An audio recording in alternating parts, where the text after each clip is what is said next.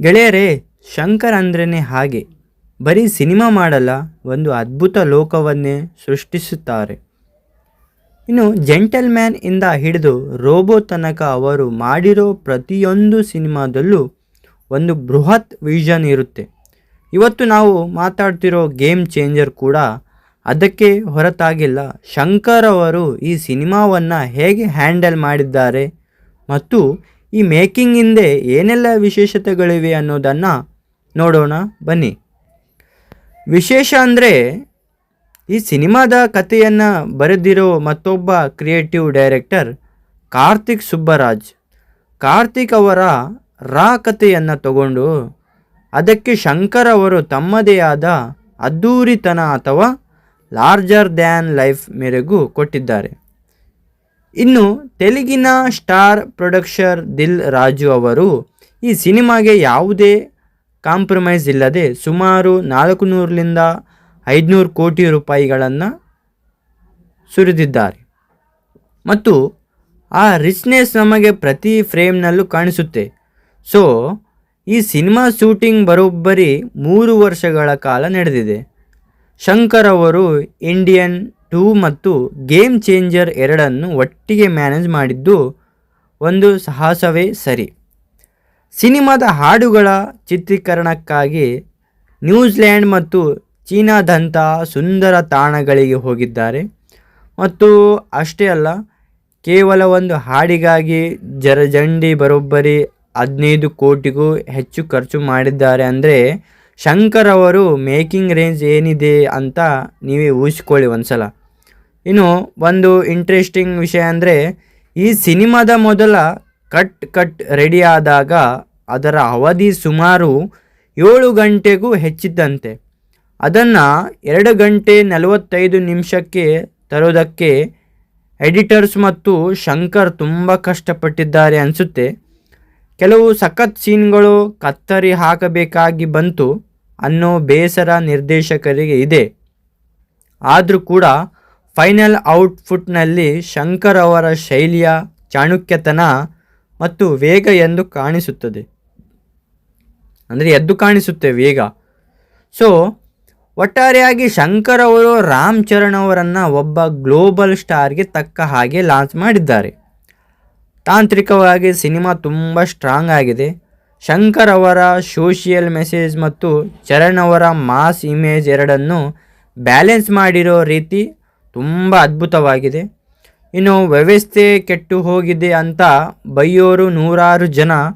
ಆದರೆ ಅದೇ ವ್ಯವಸ್ಥೆಯ ಒಳಗಡೆ ನಿಂತು ಅದನ್ನು ಬದಲಿಸೋಕೆ ಹೊರಡೋನು ಒಬ್ಬನೇ, ಅವನೇ ಗೇಮ್ ಚೇಂಜರ್. ಇನ್ನು ನಿರ್ದೇಶಕ ಶಂಕರ್ ಅವರ 5-6 ವರ್ಷಗಳ ಕನಸು, ರಾಮ್ ಚರಣ್ ಅವರ ಅದ್ಭುತ ಪರಿಶ್ರಮ.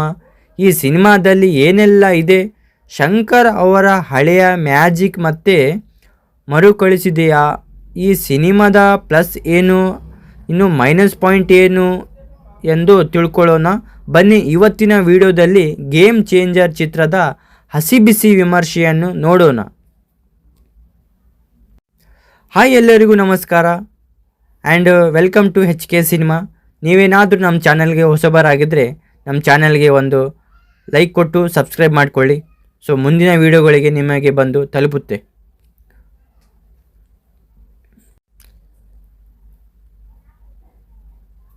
ಇವತ್ತು ನಾವು ಮಾತಾಡ್ತಿರೋದು ಸೌತ್ ಸಿನಿಮಾ ಇಂಡಸ್ಟ್ರಿಯ most talked movie game changer ಬಗ್ಗೆ. ಶಂಕರ್ ಆದಮೇಲೆ ಅಲ್ಲಿ ಸೋಷಿಯಲ್ ಮೆಸೇಜ್ ಇರಲೇಬೇಕು. ಚರಣ್ ಅಂದಮೇಲೆ ಅಲ್ಲಿ ಮಾಸ್ ಎಲಿಮೆಂಟ್ಸ್ ಬೇಕೇ ಬೇಕು. ಈ ಎರಡು ಕಾಂಬಿನೇಷನ್ ವರ್ಕ್ ಆಗಿದೆಯಾ? ಅಪ್ಪಣ್ಣ ಮತ್ತು ರಾಮ್ ನಂದನ್ ಈ ಎರಡು ಪಾತ್ರಗಳಲ್ಲಿ ರಾಮ್ ಚರಣ್ ಹೇಗೆ ಕಾಣಿಸ್ತಾರೆ? ಈ ಸಿನಿಮಾ ನಿಮ್ಮ ವೀಕೆಂಡ್ಗೆ ಬೆಸ್ಟ್ ಆಫ್ ಹೌದಾ ಅಲ್ವಾ? ಎಲ್ಲವನ್ನು ಡೀಪಾಗಿ ಅನಲೈಸಸ್ ಮಾಡೋಣ ಬನ್ನಿ. ವಿಡಿಯೋ ಶುರು ಮಾಡೋಣ, ಸ್ಕಿಪ್ ಮಾಡದೆ ನೋಡಿ. ಈ ಸಿನಿಮಾದ ಕತೆ ಶುರುವಾಗೋದು ಒಬ್ಬ senior IAS officer Ram Nandan ಇಂದ. ನಮ್ಮ ದೇಶದ ಚುನಾವಣಾ ವ್ಯವಸ್ಥೆಯಲ್ಲಿರೋ ಲೋಪದೋಷಗಳನ್ನು ಸರಿಪಡಿಸಬೇಕು ಅನ್ನೋದು ಇವನ ಗುರಿ. ಆದರೆ ಈ ಹಾದಿಯಲ್ಲಿ ಅವನಿಗೆ ಅಡ್ಡ ಬರೋದು ಭ್ರಷ್ಟ ರಾಜಕಾರಣಿಗಳು. ಇವರ ವಿರುದ್ಧ ರಾಮ್ ಹೇಗೆ ಫೈಟ್ ಮಾಡ್ತಾನೆ, ಅವನ ಫ್ಲ್ಯಾಶ್ ಬ್ಯಾಕ್ ಕತೆ ಏನು, ಇದನ್ನು ನೀವು ಸ್ಕ್ರೀನ್ ಮೇಲೆ ನೋಡಲೇಬೇಕು. ಪರ್ಫಾರ್ಮೆನ್ಸ್ ವಿಷಯಕ್ಕೆ ಬಂದರೆ Ram Charan one man show ಅಂತಾನೆ ಹೇಳಬಹುದು. ಎರಡು ಬೇರೆ ಬೇರೆ ಶೇಡ್ ಇರೋ ಪಾತ್ರಗಳಲ್ಲಿ ಚರಣ್ ಅಬ್ಬರಿಸಿದ್ದಾರೆ. ಅದರಲ್ಲೂ ಅಪ್ಪಣ್ಣನ ಪಾತ್ರದಲ್ಲಿ ಅವರ ಎಮೋಷ್ನಲ್ ಆ್ಯಕ್ಟಿಂಗ್ ನೋಡುಗರಿಗೆ ಕಣ್ಣೀರು ತರಿಸುತ್ತೆ. ಇನ್ನು ಶಂಕರ್ ಸಿನಿಮಾಗಳಲ್ಲಿ ಹೀರೋ ಅಂದರೆ ಬರೀ ಫೈಟ್ ಅಷ್ಟೇ ಅಲ್ಲ, ಒಂದು ಮೆಸೇಜ್ ಕೂಡ ಇರುತ್ತೆ. ಅದನ್ನು ಚರಣ್ ಸಖತ್ತಾಗಿ ನಿಭಾಯಿಸಿದ್ದಾರೆ. ಇನ್ನು ಈ ಸಿನಿಮಾದ ಪ್ಲಸ್ ಪಾಯಿಂಟ್ ಏನಂದರೆ, ಇದು ಇಂಟರ್ವಲ್ ಬ್ಲಾಕ್ ಮತ್ತು ಕ್ಲೈಮ್ಯಾಕ್ಸ್. ಶಂಕರ್ ಅವರ ಮೇಕಿಂಗ್ ಬಗ್ಗೆ ಹೇಳಲೇಬೇಕಿಲ್ಲ. ಪ್ರತಿಯೊಂದು ಫ್ರೇಮ್ ಅದ್ಧೂರಿಯಾಗಿದೆ. ಎಸ್.ಜೆ. ಸೂರ್ಯ ಅವರ ವಿಲನ್ ಆ್ಯಕ್ಟಿಂಗ್ ಸಿನಿಮಾಗೆ ಒಂದು ಹೊಸ ಮಜಾ ಕೊಡುತ್ತೆ. ತಮನ್ ಅವರ BGM ಮಾಸ್ ಸೀನ್ಗಳಿಗೆ ಸಖತ್ ಕಿಕ್ ಕೊಡುತ್ತೆ. ಸೊ ಪ್ರಾಮಾಣಿಕವಾಗಿ ಹೇಳ್ಬೇಕಂದ್ರೆ ಸಿನಿಮಾದಲ್ಲಿ ಕೆಲವು ಮೈನಸ್ ಪಾಯಿಂಟ್ ಕೂಡ ಇವೆ. ಮೊದಲನೇ ಭಾಗದಲ್ಲಿ ಸ್ವಲ್ಪ ನಿಧಾನ ಅನಿಸಬಹುದು ಮತ್ತು ಶಂಕರ್ ಅವರ ಹಳೆಯ ಸಿನಿಮಾಗಳಾದ ಅನಿಯನ್ ಅಥವಾ ಶಿವಾಜಿ ರೇಂಜ್ಗೆ ಈ ಸಿನಿಮಾ ಇರುತ್ತೆ ಅಂತ ಅಂದ್ಕೊಂಡಿದ್ರೆ ಸ್ವಲ್ಪ ನಿರಾಸೆ ಆಗ್ಬೋದು. ಕತೆ ಸ್ವಲ್ಪ ಪ್ರೆಡಿಕ್ಟಬಲ್ ಊಹಿಸಬಹುದಂತೆ ಇದೆ. ಸೊ ಇನ್ನು ಶಂಕರ್ ಅವರ ಮೇಕಿಂಗ್ ಬಗ್ಗೆ ಮಾತಾಡೋದಾದರೆ, ಶಂಕರ್ ಅಂದ್ರೇ ಲಾರ್ಜರ್ ದ್ಯಾನ್ ಲೈಫ್ ವಿಜುವಲ್ಸ್ ಮತ್ತು ಈ ಸಿನಿಮಾದಲ್ಲಿ ಬರೋ ಹಾಡುಗಳಿಗೆ ಅವರು ಮಾಡಿರೋ ಸೆಟ್ಸ್ ಮತ್ತು ಖರ್ಚು ಮಾಡಿದ ಹಣ ಪ್ರತಿಯೊಂದು ಫ್ರೇಮ್ನಲ್ಲೂ ರೀಚ್ ಆಗಿ ಕಾಣಿಸುತ್ತೆ. ಅದರಲ್ಲೂ ಜರಗಂಡಿ ಮತ್ತು ರಾಮಚ್ಚ ಹಾಡುಗಳ ಕೋರಿಯೋಗ್ರಾಫಿ ಸಖತ್ ಸ್ಟೈಲಿಶ್ ಆಗಿದೆ.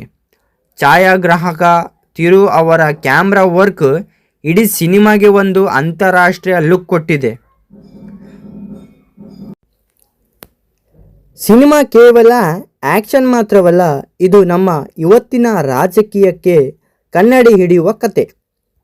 ಚುನಾವಣೆಯಲ್ಲಿ ಹೇಗೆ ವೋಟ್ ಬ್ಯಾಂಕ್ ರಾಜಕೀಯ ನಡೆಯುತ್ತೆ, ಸಾಮಾನ್ಯ ಜನರ ಜೀವನದ ಜೊತೆ ರಾಜಕಾರಣಿಗಳು ಹೇಗೆ ಆಟವಾಡ್ತಾರೆ ಅನ್ನೋದನ್ನು ಶಂಕರ್ ಸಖತ್ತಾಗಿ ತೋರಿಸಿದ್ದಾರೆ. ಒಂದು ಸೀನ್ನಲ್ಲಿ ಬರೋ ಚುನಾವಣಾ ಸುಧಾರಣೆಗಳ ಬಗ್ಗೆ ರಾಮ್ ಚರಣ್ ನೀಡೋ ಸ್ಪೀಚ್ ಪ್ರತಿಯೊಬ್ಬ ಮತದಾರನು ಹೇಳಲೇಬೇಕಾದಂತಿದೆ. ಇನ್ನು ಚಿತ್ರದ ಹೈಲೈಟ್ ಅಂದರೆ ಅಪ್ಪಣ್ಣ ಮತ್ತು ಮಗ ರಾಮ್ ನಂದನ್ ನಡುವಿನ ಕನೆಕ್ಷನ್. ರಾಮ್ ಚರಣ್ ತಂದೆಯ ಪಾತ್ರದಲ್ಲಿ ಬಿಕ್ಕಳಿಸುತ್ತಾ ಮಾಡೋದು ಸ್ಟೈಲ್ ನೋಡುವವರಿಗೆ ಆ ಪಾತ್ರದ ಮೇಲೆ ಅನುಕಂಪ ಮೂಡಿಸುತ್ತೆ. ಈ ಚಿತ್ರದ ಜನರ ಅಭಿಪ್ರಾಯದ ಬಗ್ಗೆ ಮಾತಾಡೋದಾದರೆ, ಕೆಲವು ಕಡೆ ಸಿನಿಮಾ ಸ್ವಲ್ಪ ಹಳೆಯ ಶೈಲಿಯಲ್ಲಿದ್ದು ಅನಿಸ್ಬೋದು. ಶಂಕರ್ ಅವರ ಹಿಂದಿನ ಹಿಟ್ ಚಿತ್ರಗಳಾದ ಅನಿಯನ್ ಅಥವಾ ಶಿವಾಜಿಯಲ್ಲಿದ್ದಂಥ ಬಲವಾದ ಧನಾತ್ಮಕ ಮತ್ತು ಭಾವನಾತ್ಮಕ ಕನೆಕ್ಷನ್ ಇಲ್ಲಿ ಎಲ್ಲೋ ಮಿಸ್ ಆಗಿದೆ ಅನ್ನೋದು ಕೆಲವು ಸಿನಿಮಾ ಪ್ರಿಯರ ಆಳಲು. ಆದರೂ ಕೂಡ ಒಂದು ಪಕ್ಕಾ mass political entertainer game changer ನಿರಾಸೆ ಮಾಡಲ್ಲ. ಇನ್ನು ಆ್ಯಕ್ಷನ್ ಸೀನ್ಗಳ ಬಗ್ಗೆ ಮಾತಾಡಲೇಬೇಕು. ಶಂಕರ್ ಸಿನಿಮಾಗಳಲ್ಲಿ ಆ್ಯಕ್ಷನ್ ಅಂದರೆ ಬರೀ ಹೊಡೆದಾಟ ಅಲ್ಲ, ಅದಕ್ಕೊಂದು ಸ್ಟೈಲ್ ಇರುತ್ತೆ. ಈ ಚಿತ್ರದಲ್ಲಿ ಬರೋ ಬೈಕ್ ಚೆಸ್ಸಿಂಗ್ ಸೀನ್ ಮತ್ತು ರೈಲ್ವೆ ಸ್ಟೇಷನ್ ಫೈಟ್ ಸೀಕ್ವೆನ್ಸ್ ನಿಮ್ಮನ್ನು ಸೀಟಿನ ತುದಿಗೆ ತಂದು ಕೂಡಿಸುತ್ತೆ.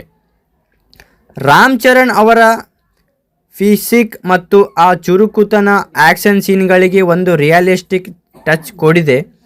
ಸ್ಟಂಟ್ ಕೋರಿಯೋಗ್ರಾಫಿ ಇಂಟರ್ನ್ಯಾಷನಲ್ ಲೆವೆಲ್ನಲ್ಲಿದೆ ಅಂತಾನೆ ಹೇಳ್ಬೋದು.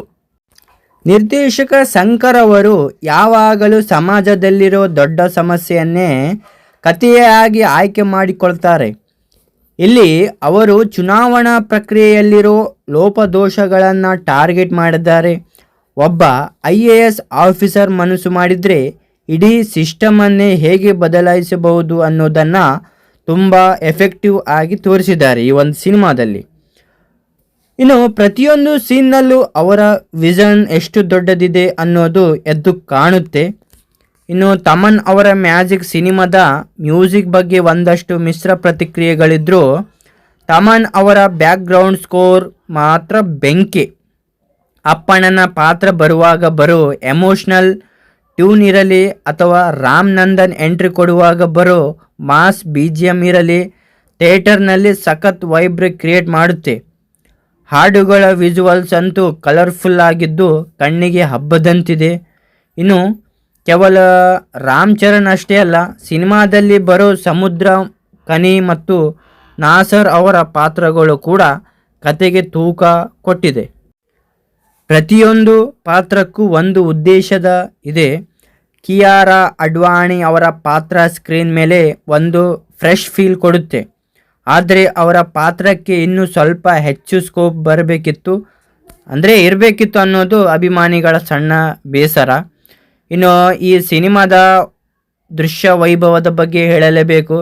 ಈ ಸಿನಿಮಾದ ಬಗ್ಗೆ ಛಾಯಾಗ್ರಾಹಕರ ತಿರು ಅವರ ಪ್ರತಿ ಸೀನ್ ಅನ್ನು ಕೂಡ ಒಂದು ಪೇಂಟಿಂಗ್ನಂತೆ ಚಿತ್ರಿಸಿದ್ದಾರೆ.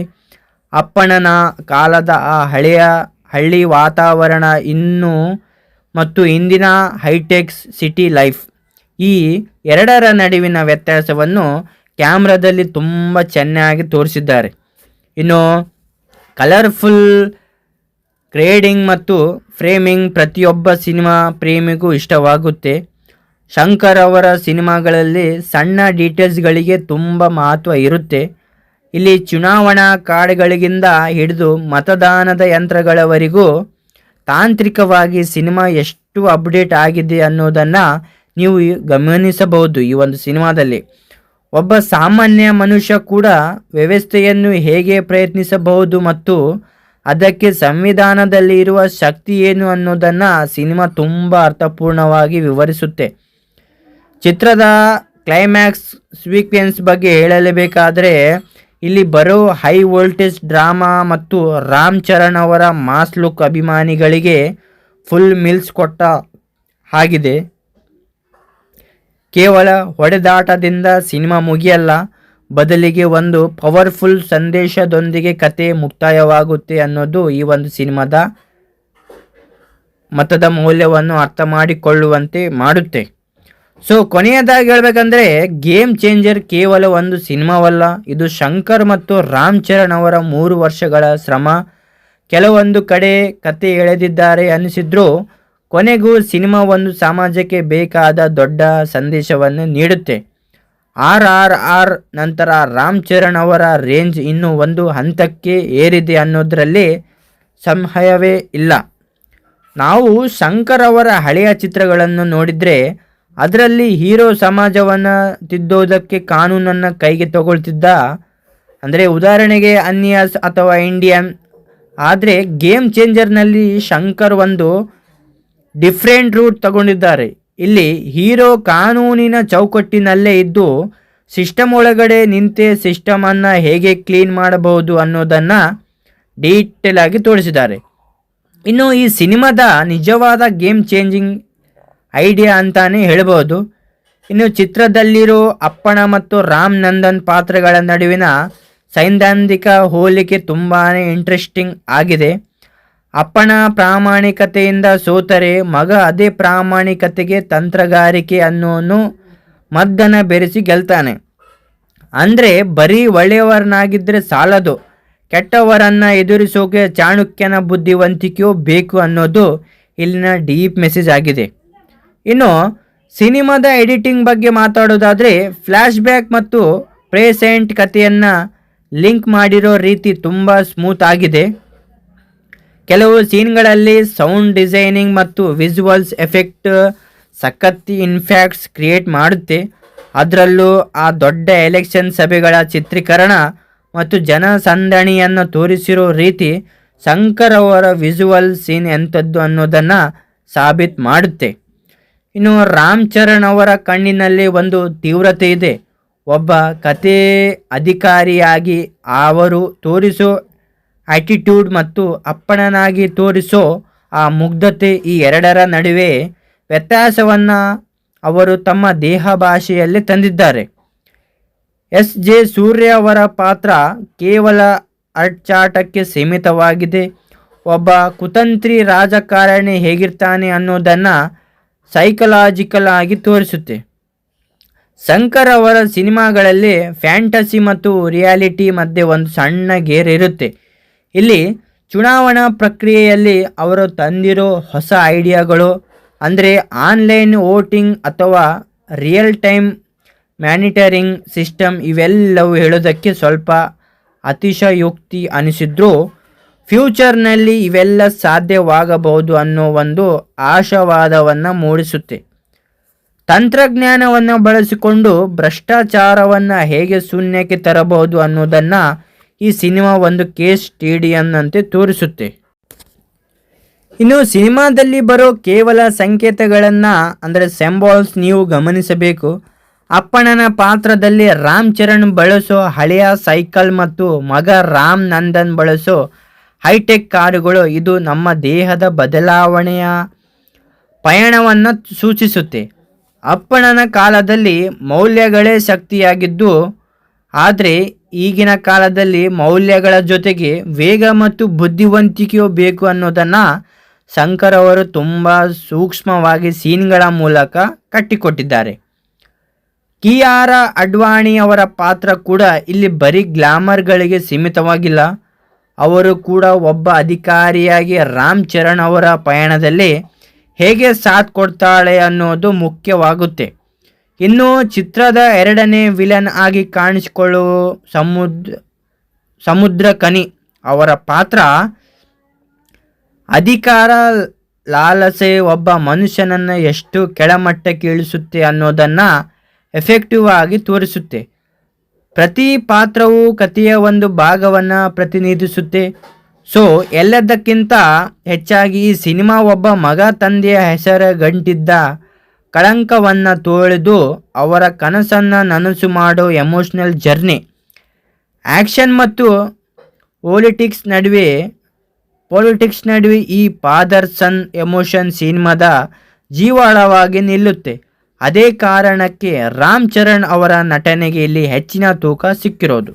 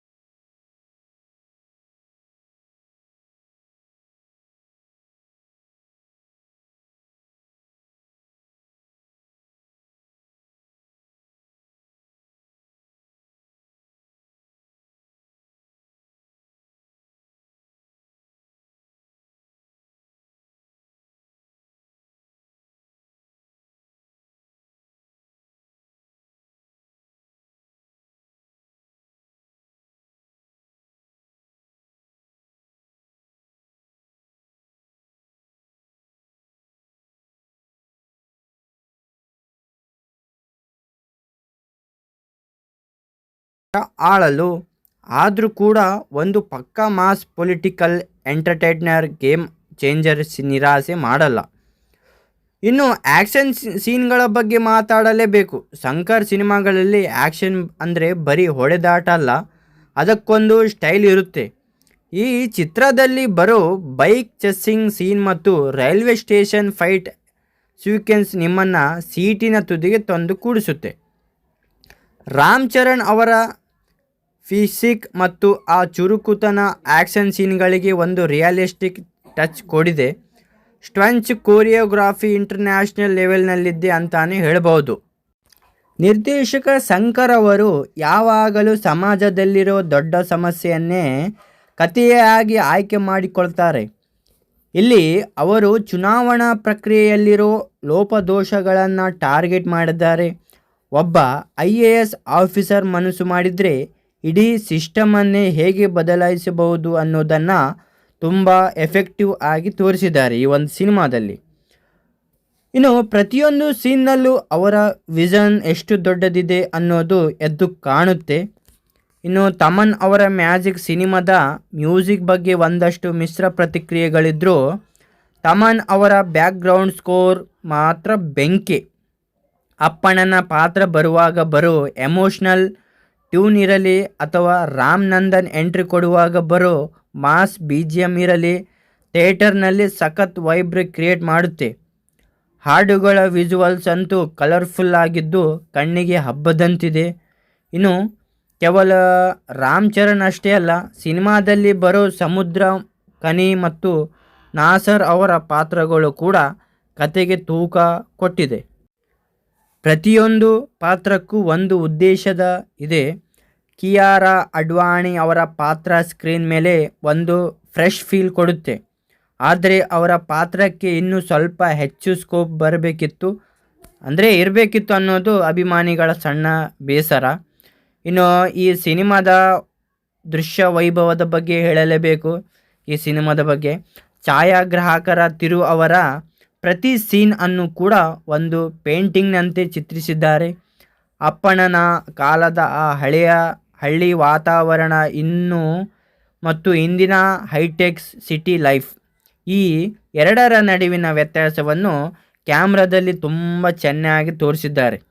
ಇನ್ನು ಕಲರ್ಫುಲ್ ಗ್ರೇಡಿಂಗ್ ಮತ್ತು ಫ್ರೇಮಿಂಗ್ ಪ್ರತಿಯೊಬ್ಬ ಸಿನಿಮಾ ಪ್ರೇಮಿಗೂ ಇಷ್ಟವಾಗುತ್ತೆ. ಶಂಕರ್ ಅವರ ಸಿನಿಮಾಗಳಲ್ಲಿ ಸಣ್ಣ ಡೀಟೇಲ್ಸ್ಗಳಿಗೆ ತುಂಬ ಮಹತ್ವ ಇರುತ್ತೆ. ಇಲ್ಲಿ ಚುನಾವಣಾ ಕಾರ್ಡ್ಗಳಿಂದ ಹಿಡಿದು ಮತದಾನದ ಯಂತ್ರಗಳವರೆಗೂ ತಾಂತ್ರಿಕವಾಗಿ ಸಿನಿಮಾ ಎಷ್ಟು ಅಪ್ಡೇಟ್ ಆಗಿದೆ ಅನ್ನೋದನ್ನು ನೀವು ಗಮನಿಸಬಹುದು. ಈ ಒಂದು ಸಿನಿಮಾದಲ್ಲಿ ಒಬ್ಬ ಸಾಮಾನ್ಯ ಮನುಷ್ಯ ಕೂಡ ವ್ಯವಸ್ಥೆಯನ್ನು ಹೇಗೆ ಪ್ರಯತ್ನಿಸಬಹುದು ಮತ್ತು ಅದಕ್ಕೆ ಸಂವಿಧಾನದಲ್ಲಿ ಇರುವ ಶಕ್ತಿ ಏನು ಅನ್ನೋದನ್ನು ಸಿನಿಮಾ ತುಂಬ ಅರ್ಥಪೂರ್ಣವಾಗಿ ವಿವರಿಸುತ್ತೆ. ಚಿತ್ರದ ಕ್ಲೈಮ್ಯಾಕ್ಸ್ ಸೀಕ್ವೆನ್ಸ್ ಬಗ್ಗೆ ಹೇಳಲೇಬೇಕಾದರೆ ಇಲ್ಲಿ ಬರೋ ಹೈ ವೋಲ್ಟೇಜ್ ಡ್ರಾಮಾ ಮತ್ತು ರಾಮ್ ಚರಣ್ ಅವರ ಮಾಸ್ ಲುಕ್ ಅಭಿಮಾನಿಗಳಿಗೆ ಫುಲ್ ಮೀಲ್ಸ್ ಕೊಟ್ಟ ಹಾಗಿದೆ. ಕೇವಲ ಹೊಡೆದಾಟದಿಂದ ಸಿನಿಮಾ ಮುಗಿಯಲ್ಲ, ಬದಲಿಗೆ ಒಂದು ಪವರ್ಫುಲ್ ಸಂದೇಶದೊಂದಿಗೆ ಕತೆ ಮುಕ್ತಾಯವಾಗುತ್ತೆ ಅನ್ನೋದು ಈ ಒಂದು ಸಿನಿಮಾದ ಮತದ ಮೌಲ್ಯವನ್ನು ಅರ್ಥ ಮಾಡಿಕೊಳ್ಳುವಂತೆ ಮಾಡುತ್ತೆ. ಸೊ ಕೊನೆಯದಾಗಿ ಹೇಳಬೇಕಂದ್ರೆ ಗೇಮ್ ಚೇಂಜರ್ ಕೇವಲ ಒಂದು ಸಿನಿಮಾವಲ್ಲ, ಇದು ಶಂಕರ್ ಮತ್ತು ರಾಮ್ ಚರಣ್ ಅವರ 3 ವರ್ಷಗಳ ಶ್ರಮ. ಕೆಲವೊಂದು ಕಡೆ ಕತೆ ಎಳೆದಿದ್ದಾರೆ ಅನಿಸಿದ್ರೂ ಕೊನೆಗೂ ಸಿನಿಮಾ ಒಂದು ಸಮಾಜಕ್ಕೆ ಬೇಕಾದ ದೊಡ್ಡ ಸಂದೇಶವನ್ನು ನೀಡುತ್ತೆ. RRR ನಂತರ ರಾಮ್ ಚರಣ್ ಅವರ ರೇಂಜ್ ಇನ್ನೂ ಒಂದು ಹಂತಕ್ಕೆ ಏರಿದೆ ಅನ್ನೋದರಲ್ಲಿ ಸಂಶಯವೇ ಇಲ್ಲ.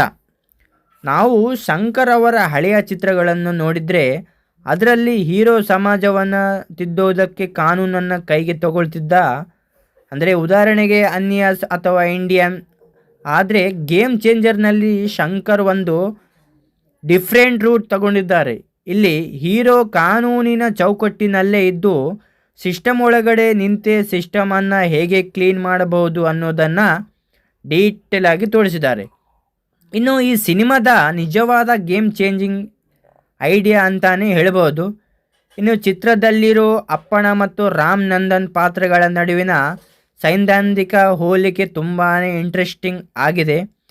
ಅಪ್ಪನ ಪ್ರಾಮಾಣಿಕತೆಯಿಂದ ಸೋತರೆ ಮಗ ಅದೇ ಪ್ರಾಮಾಣಿಕತೆಗೆ ತಂತ್ರಗಾರಿಕೆ ಅನ್ನೋನು ಮದ್ದನ್ನು ಬೆರೆಸಿ ಗೆಲ್ತಾನೆ. ಅಂದರೆ ಬರೀ ಒಳ್ಳೆಯವರನ್ನಾಗಿದ್ದರೆ ಸಾಲದು, ಕೆಟ್ಟವರನ್ನು ಎದುರಿಸೋಕೆ ಚಾಣಕ್ಯನ ಬುದ್ಧಿವಂತಿಕೆಯೂ ಬೇಕು ಅನ್ನೋದು ಇಲ್ಲಿನ ಡೀಪ್ ಮೆಸೇಜ್ ಆಗಿದೆ. ಇನ್ನು ಸಿನಿಮಾದ ಎಡಿಟಿಂಗ್ ಬಗ್ಗೆ ಮಾತಾಡೋದಾದರೆ ಫ್ಲ್ಯಾಶ್ ಬ್ಯಾಕ್ ಮತ್ತು ಪ್ರೆಸೆಂಟ್ ಕಥೆಯನ್ನು ಲಿಂಕ್ ಮಾಡಿರೋ ರೀತಿ ತುಂಬ ಸ್ಮೂತ್ ಆಗಿದೆ. ಕೆಲವು ಸೀನ್ಗಳಲ್ಲಿ ಸೌಂಡ್ ಡಿಸೈನಿಂಗ್ ಮತ್ತು ವಿಜುವಲ್ಸ್ ಎಫೆಕ್ಟ್ ಸಖತ್ ಇನ್ಫ್ಯಾಕ್ಟ್ಸ್ ಕ್ರಿಯೇಟ್ ಮಾಡುತ್ತೆ.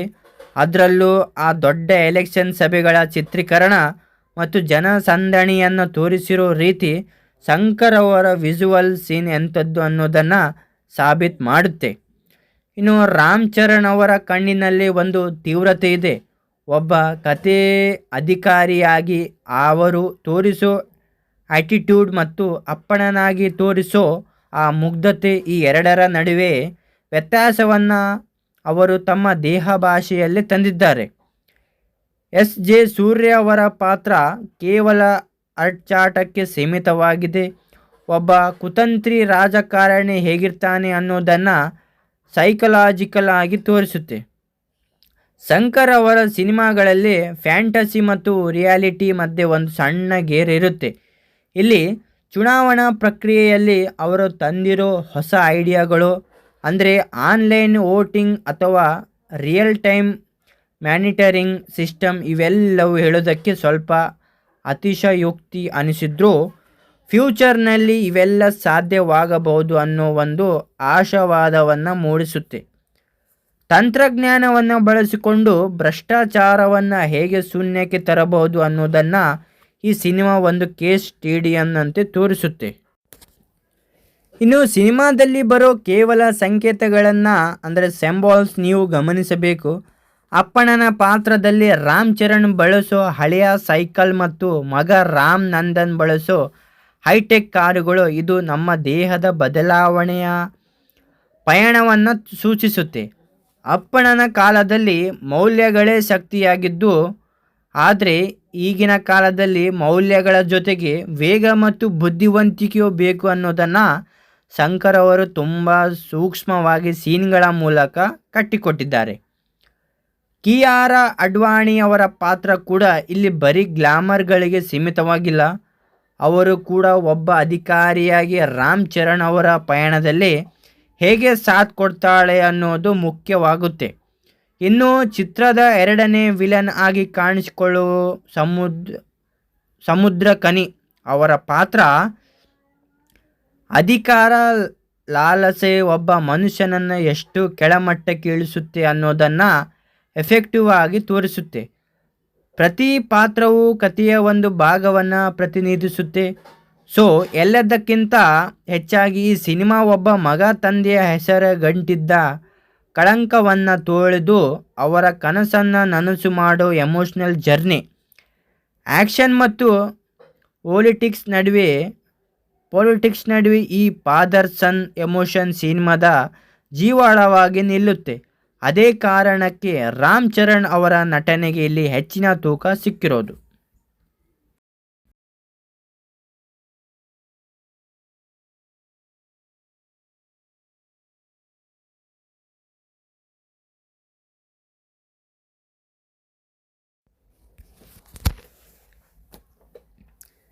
ಗೆಳೆಯರೇ, ಶಂಕರ್ ಅಂದ್ರೇ ಹಾಗೆ, ಬರೀ ಸಿನಿಮಾ ಮಾಡಲ್ಲ, ಒಂದು ಅದ್ಭುತ ಲೋಕವನ್ನೇ ಸೃಷ್ಟಿಸುತ್ತಾರೆ. ಇನ್ನು ಜೆಂಟಲ್ಮ್ಯಾನ್ ಇಂದ ಹಿಡಿದು ರೋಬೋ ತನಕ ಅವರು ಮಾಡಿರೋ ಪ್ರತಿಯೊಂದು ಸಿನಿಮಾದಲ್ಲೂ ಒಂದು ಬೃಹತ್ ವಿಷನ್ ಇರುತ್ತೆ. ಇವತ್ತು ನಾವು ಮಾತಾಡ್ತಿರೋ ಗೇಮ್ ಚೇಂಜರ್ ಕೂಡ ಅದಕ್ಕೆ ಹೊರತಾಗಿಲ್ಲ. ಶಂಕರ್ ಅವರು ಈ ಸಿನಿಮಾವನ್ನು ಹೇಗೆ ಹ್ಯಾಂಡಲ್ ಮಾಡಿದ್ದಾರೆ ಮತ್ತು ಈ ಮೇಕಿಂಗ್ ಹಿಂದೆ ಏನೆಲ್ಲ ವಿಶೇಷತೆಗಳಿವೆ ಅನ್ನೋದನ್ನು ನೋಡೋಣ ಬನ್ನಿ. ವಿಶೇಷ ಅಂದರೆ ಈ ಸಿನಿಮಾದ ಕಥೆಯನ್ನು ಬರೆದಿರೋ ಮತ್ತೊಬ್ಬ ಕ್ರಿಯೇಟಿವ್ ಡೈರೆಕ್ಟರ್ ಕಾರ್ತಿಕ್ ಸುಬ್ಬರಾಜ್. ಕಾರ್ತಿಕ್ ಅವರ ರಾ ಕಥೆಯನ್ನು ತಗೊಂಡು ಅದಕ್ಕೆ ಶಂಕರ್ ಅವರು ತಮ್ಮದೇ ಆದ ಅದ್ಧೂರಿತನ ಅಥವಾ ಲಾರ್ಜರ್ ದ್ಯಾನ್ ಲೈಫ್ ಮೆರುಗು ಕೊಟ್ಟಿದ್ದಾರೆ. ಇನ್ನು ತೆಲುಗಿನ ಸ್ಟಾರ್ ಪ್ರೊಡ್ಯೂಸರ್ ದಿಲ್ ರಾಜು ಅವರು ಈ ಸಿನಿಮಾಗೆ ಯಾವುದೇ ಕಾಂಪ್ರಮೈಸ್ ಇಲ್ಲದೆ ಸುಮಾರು 400ರಿಂದ 500 ಕೋಟಿ ರೂಪಾಯಿಗಳನ್ನು ಸುರಿದಿದ್ದಾರೆ. ಮತ್ತು ಆ ರಿಚ್ನೆಸ್ ನಮಗೆ ಪ್ರತಿ ಫ್ರೇಮ್ನಲ್ಲೂ ಕಾಣಿಸುತ್ತೆ. ಸೊ ಈ ಸಿನಿಮಾ ಶೂಟಿಂಗ್ ಬರೋಬ್ಬರಿ 3 ವರ್ಷಗಳ ಕಾಲ ನಡೆದಿದೆ. ಶಂಕರ್ ಅವರು ಇಂಡಿಯನ್ 2 ಮತ್ತು ಗೇಮ್ ಚೇಂಜರ್ 2 ಒಟ್ಟಿಗೆ ಮ್ಯಾನೇಜ್ ಮಾಡಿದ್ದು ಒಂದು ಸಾಹಸವೇ ಸರಿ. ಸಿನಿಮಾದ ಹಾಡುಗಳ ಚಿತ್ರೀಕರಣಕ್ಕಾಗಿ ನ್ಯೂಜಿಲ್ಯಾಂಡ್ ಮತ್ತು ಚೀನಾದಂಥ ಸುಂದರ ತಾಣಗಳಿಗೆ ಹೋಗಿದ್ದಾರೆ. ಮತ್ತು ಅಷ್ಟೇ ಅಲ್ಲ, ಕೇವಲ ಒಂದು ಹಾಡಿಗಾಗಿ ಜರಜಂಡಿ ಬರೋಬ್ಬರಿ 15 ಕೋಟಿಗೂ ಹೆಚ್ಚು ಖರ್ಚು ಮಾಡಿದ್ದಾರೆ. ಅಂದರೆ ಶಂಕರ್ ಅವರು ಮೇಕಿಂಗ್ ರೇಂಜ್ ಏನಿದೆ ಅಂತ ನೀವೇ ಊಹಿಸ್ಕೊಳ್ಳಿ ಒಂದ್ಸಲ. ಇನ್ನು ಒಂದು ಇಂಟ್ರೆಸ್ಟಿಂಗ್ ವಿಷಯ ಅಂದರೆ, ಈ ಸಿನಿಮಾದ ಮೊದಲ ಕಟ್ ರೆಡಿ ಆದಾಗ ಅದರ ಅವಧಿ ಸುಮಾರು 7 ಗಂಟೆಗೂ ಹೆಚ್ಚಿದ್ದಂತೆ. ಅದನ್ನು 2 ಗಂಟೆ 45 ನಿಮಿಷಕ್ಕೆ ತರೋದಕ್ಕೆ ಎಡಿಟರ್ಸ್ ಮತ್ತು ಶಂಕರ್ ತುಂಬ ಕಷ್ಟಪಟ್ಟಿದ್ದಾರೆ ಅನಿಸುತ್ತೆ. ಕೆಲವು ಸಖತ್ ಸೀನ್ಗಳು ಕತ್ತರಿ ಹಾಕಬೇಕಾಗಿ ಬಂತು ಅನ್ನೋ ಬೇಸರ ನಿರ್ದೇಶಕರಿಗೆ ಇದೆ. ಆದರೂ ಕೂಡ ಫೈನಲ್ ಔಟ್ಪುಟ್ನಲ್ಲಿ ಶಂಕರ್ ಅವರ ಶೈಲಿಯ ಚಾಣುಕ್ಯತನ ಮತ್ತು ವೇಗ ಎದ್ದು ಕಾಣಿಸುತ್ತೆ ವೇಗ. ಸೊ ಒಟ್ಟಾರೆಯಾಗಿ ಶಂಕರ್ ಅವರು ರಾಮ್ ಚರಣ್ ಅವರನ್ನು ಒಬ್ಬ ಗ್ಲೋಬಲ್ ಸ್ಟಾರ್ಗೆ ತಕ್ಕ ಹಾಗೆ ಲಾಂಚ್ ಮಾಡಿದ್ದಾರೆ. ತಾಂತ್ರಿಕವಾಗಿ ಸಿನಿಮಾ ತುಂಬ ಸ್ಟ್ರಾಂಗ್ ಆಗಿದೆ. ಶಂಕರ್ ಅವರ ಸೋಷಿಯಲ್ ಮೆಸೇಜ್ ಮತ್ತು ಚರಣ್ ಅವರ ಮಾಸ್ ಇಮೇಜ್ ಎರಡನ್ನು ಬ್ಯಾಲೆನ್ಸ್ ಮಾಡಿರೋ ರೀತಿ ತುಂಬ ಅದ್ಭುತವಾಗಿದೆ. ಇನ್ನು ವ್ಯವಸ್ಥೆ ಕೆಟ್ಟು ಹೋಗಿದೆ ಅಂತ ಬೈಯೋರು ನೂರಾರು ಜನ. ಆದರೆ ಅದೇ ವ್ಯವಸ್ಥೆಯ ಒಳಗಡೆ ನಿಂತು ಅದನ್ನು ಬದಲಿಸೋಕೆ ಹೊರಡೋನು ಒಬ್ಬನೇ, ಅವನೇ ಗೇಮ್ ಚೇಂಜರ್. ಇನ್ನು ನಿರ್ದೇಶಕ ಶಂಕರ್ ಅವರ 5-6 ವರ್ಷಗಳ ಕನಸು, ರಾಮ್ ಚರಣ್ ಅವರ ಅದ್ಭುತ ಪರಿಶ್ರಮ. ಈ ಸಿನಿಮಾದಲ್ಲಿ ಏನೆಲ್ಲ ಇದೆ? ಶಂಕರ್ ಅವರ ಹಳೆಯ ಮ್ಯಾಜಿಕ್ ಮತ್ತೆ ಮರುಕಳಿಸಿದೆಯಾ? ಈ ಸಿನಿಮಾದ ಪ್ಲಸ್ ಏನು, ಇನ್ನು ಮೈನಸ್ ಪಾಯಿಂಟ್ ಏನು ಎಂದು ತಿಳ್ಕೊಳ್ಳೋಣ ಬನ್ನಿ. ಇವತ್ತಿನ ವಿಡಿಯೋದಲ್ಲಿ ಗೇಮ್ ಚೇಂಜರ್ ಚಿತ್ರದ ಹಸಿಬಿಸಿ ವಿಮರ್ಶೆಯನ್ನು ನೋಡೋಣ. ಹಾಯ್, ಎಲ್ಲರಿಗೂ ನಮಸ್ಕಾರ and welcome to HK cinema. ನೀವೇನಾದರೂ ನಮ್ಮ ಚಾನಲ್ಗೆ ಹೊಸಬರಾಗಿದ್ದರೆ ನಮ್ಮ ಚಾನಲ್ಗೆ ಒಂದು ಲೈಕ್ ಕೊಟ್ಟು ಸಬ್ಸ್ಕ್ರೈಬ್ ಮಾಡಿಕೊಳ್ಳಿ. ಸೊ ಮುಂದಿನ ವಿಡಿಯೋಗಳಿಗೆ ನಿಮಗೆ ಬಂದು ತಲುಪುತ್ತೆ.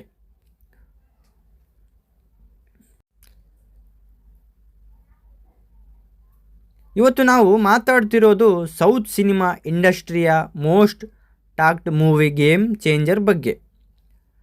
ಶಂಕರ್ ಆದಮೇಲೆ ಅಲ್ಲಿ ಸೋಷಿಯಲ್ ಮೆಸೇಜ್ ಇರಲೇಬೇಕು. ಚರಣ್ ಅಂದಮೇಲೆ ಅಲ್ಲಿ ಮಾಸ್ ಎಲಿಮೆಂಟ್ಸ್ ಬೇಕೇ ಬೇಕು.